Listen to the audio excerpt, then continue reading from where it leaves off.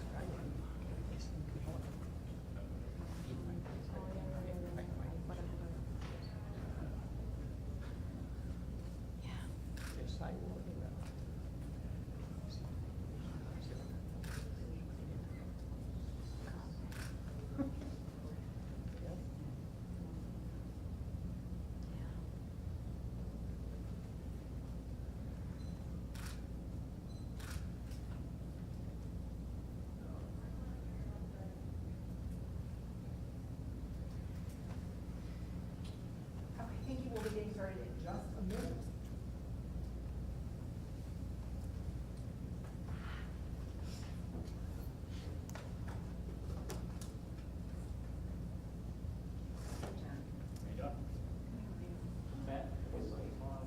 Yeah, in the parking garage, and I was like, hey.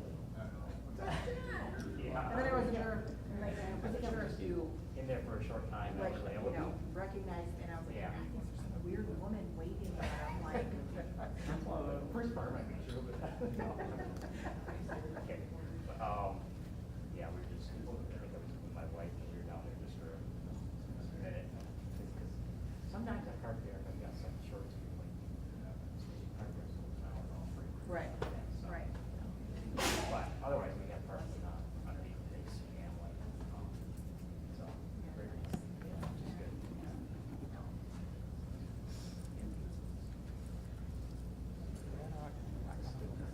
It is. I'm glad we were able to get this room. Yeah, right, you would have been really proud. But you don't like what it's right in the middle though, it's terrible. Yeah, that's true.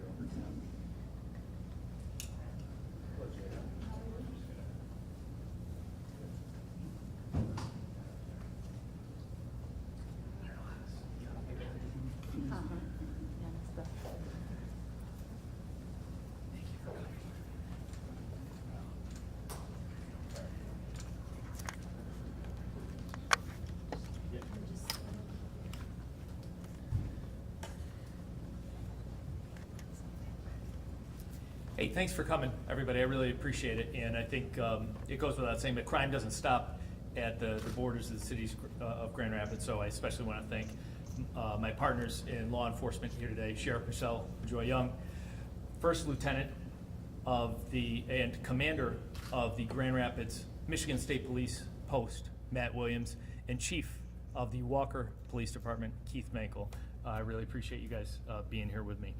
And so you'll see the image over here, over 20 locations of car meetups, intersection takeovers, as they call, really reckless and illegal activity. And this is just places that we've identified over the past few months. At 1:30 a.m. this past Sunday, 19-year-old Alana Vasquez was tragically shot and killed while attending one of these so-called car meetups at Freeman and Hall in the city of Grand Rapids. While this is an extreme example of what can happen at one of these intersection takeovers, we ask you to come today because we want the community to know what is happening at these events. In July, a drag racing crash here in the city of Grand Rapids down at 6th Street and Front resulted in a serious injury to a woman. In May, there was a shooting at one of these meetups in Cascade that ended in a serious injury to a young man out there. So numerous car clubs in and around the area here in West Michigan meet at various businesses for social events, really, where attendees are there to admire each other's vehicles in a most peaceful, certainly legal way. Unfortunately, some attendees often arrange a follow-up location to conduct illegal and reckless driving, racing from location to location, blocking traffic, terrorizing pedestrians, travelers, and residents.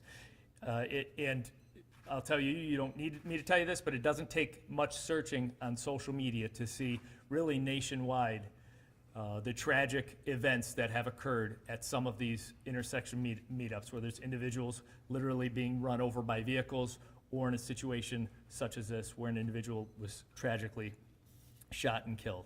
I'm happy that the law enforcement community here is unified in recognizing the need to respond to these events, which often feature firearms offenses, violence, disregard for the law, and disregard for the well-being of others. Not only will we be working together to take an aggressive approach to addressing this illegal activity, we will work together to identify the organizers of these events and hold them accountable as well. And I just want to reiterate one more time how these events work. They're also often driven by social media in the attendance and also the motivation to be there. The vehicles that we've encountered and arrests we have made often have GoPro devices or other small camera systems actually installed on the vehicle so that they can record these stunt driving maneuvers and things. So we know that there is evidence out there of Alana's murder that will help us. And what we need to do once again is to ask the public's help. Now, we're not going to be looking backwards and looking to make arrests for reckless driving the night of Alana's murder, or arrests for open alcohol or other minor offenses. We're going to be looking into the future, and we're going to be taking very aggressive stance on all of those equipment violations, anything, because we've seen that this is a very serious problem. But like I said, that's in the future.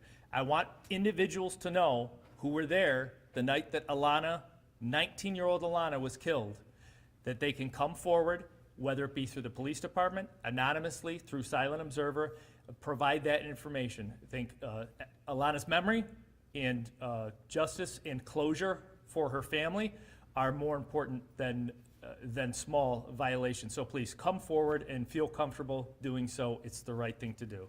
Again, thank you to my partners here, and if you have a question for me or either of the three of them, very happy to take them, and thank you for your time. How many complaints do you get about these types of incidents? It would be tough to measure the amount of complaints, because in one incident we can have over 50 or more calls.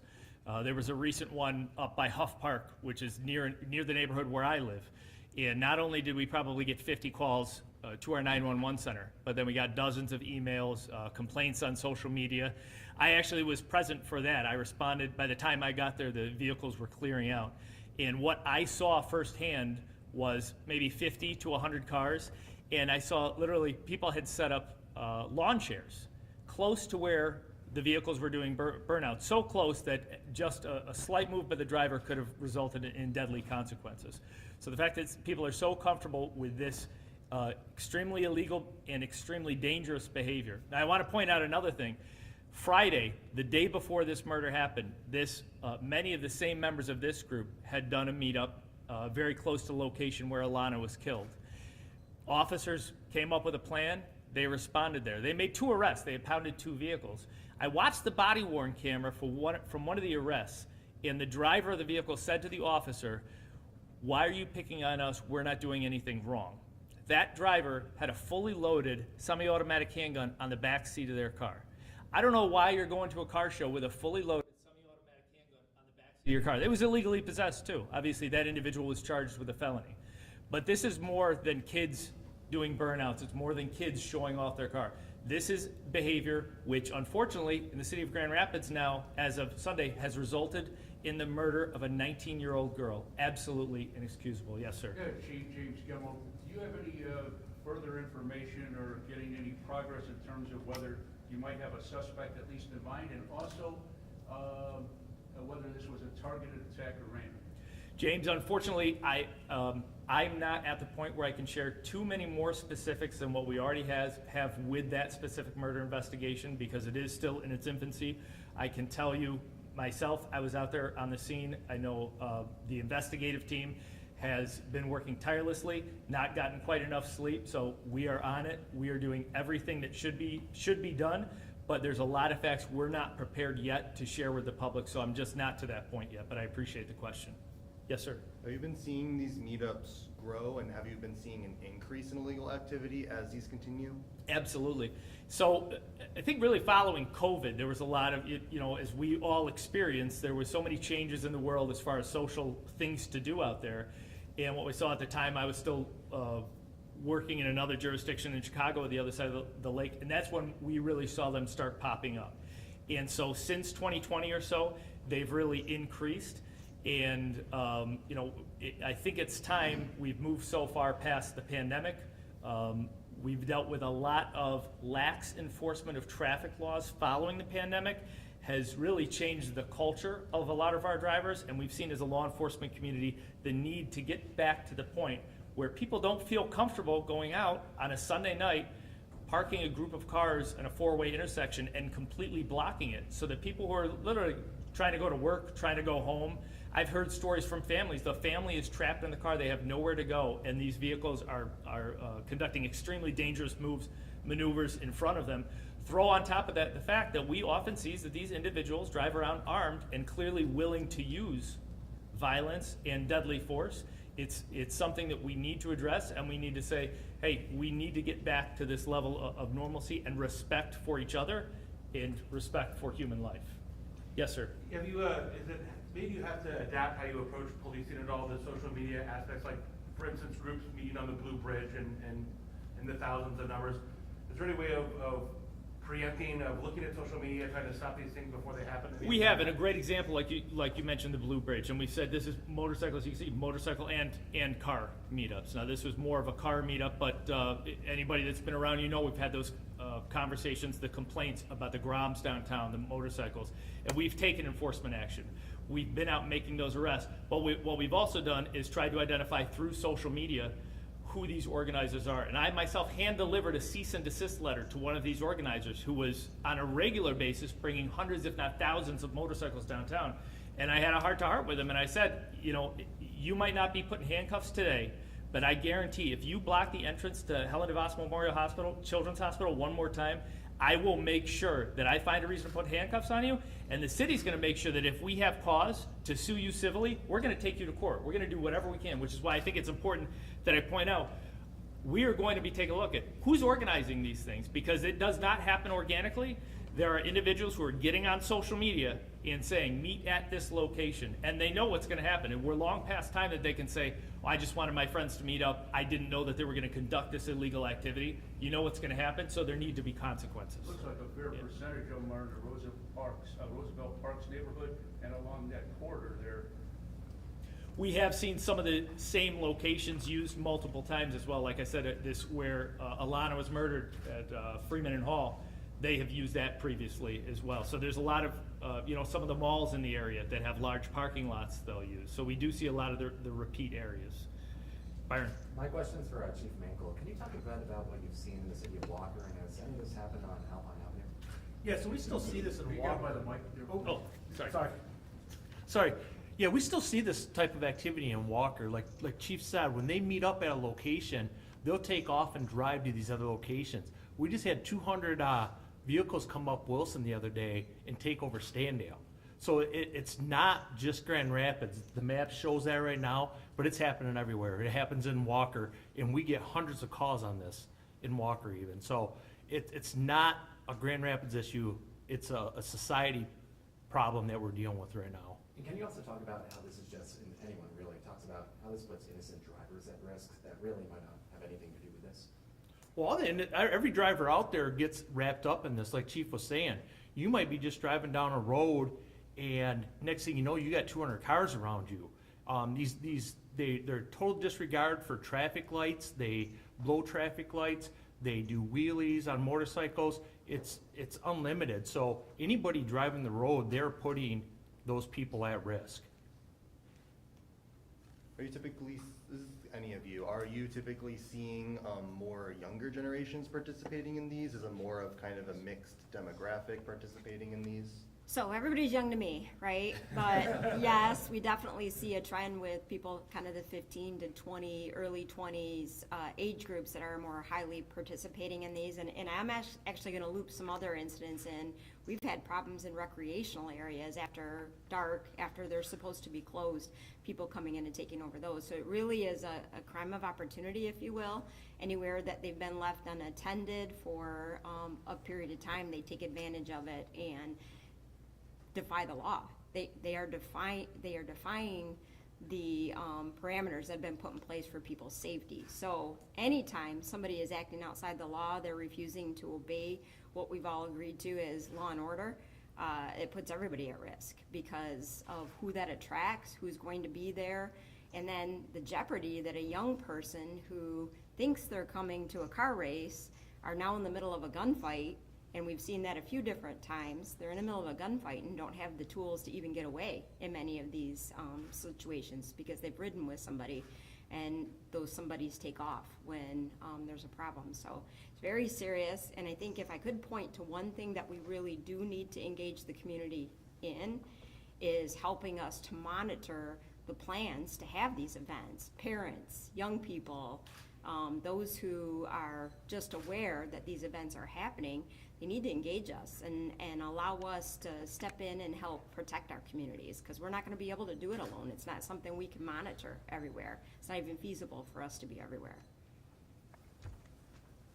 There are over 20 locations on this map here. Is there one spot in particular? Is it the area of Front Street where there was that drag racing problem? Is it where Alana was killed?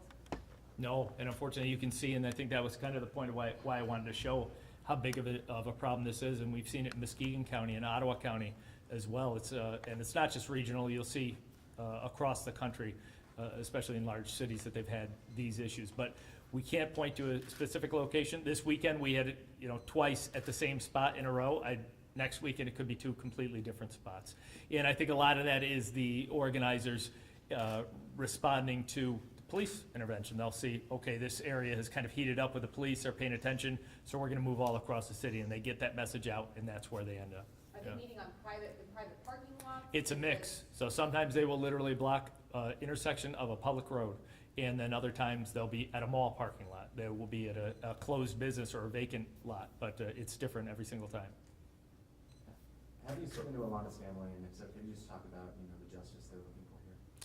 I have not personally spoken to Alana's family. I know my investigative team is in the back, and we've been in contact with them very much. And I have heard, I've seen interviews of her family members. And just like any homicide victim, they want answers. There's no way that we're going to bring Alana back, and they know that. But what can we do for them? We can bring closure. We can give them an explanation of what happened. I call this murder just about, every murder is senseless.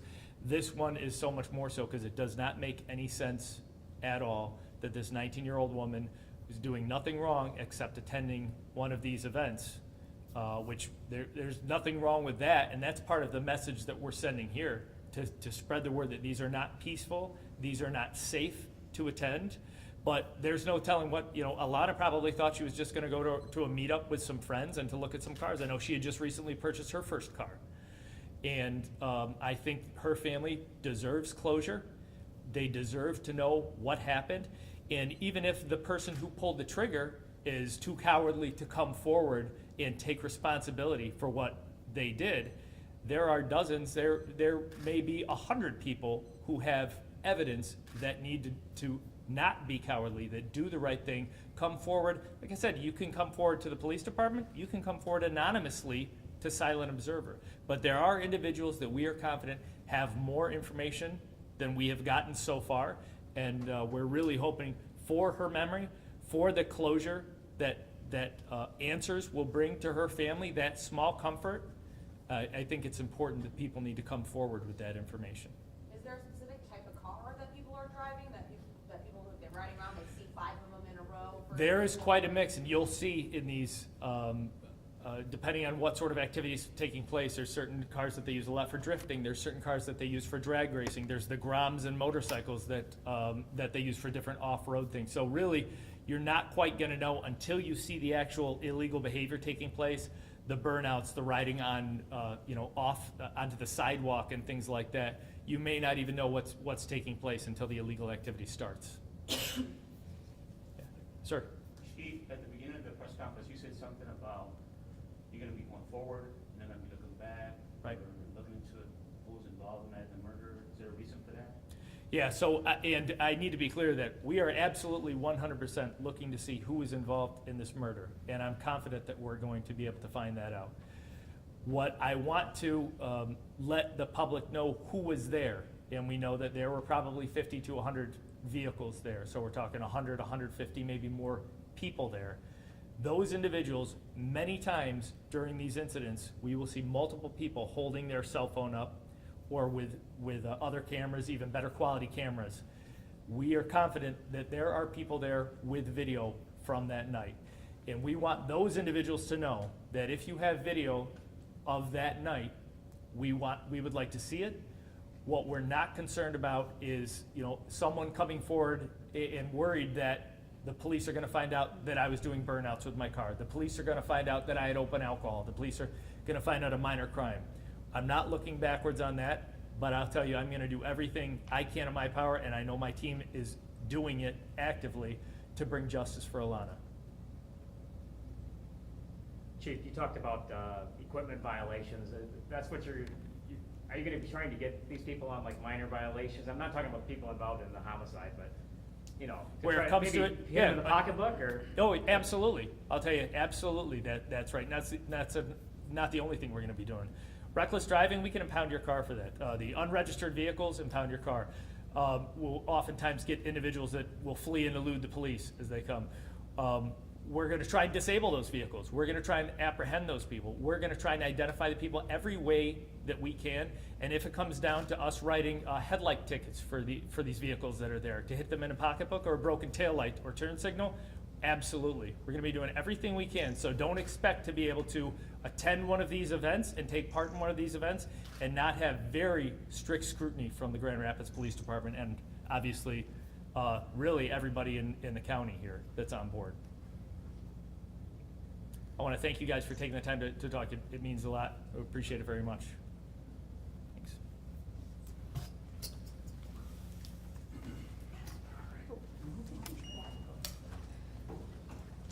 We have the other story we're gonna do too.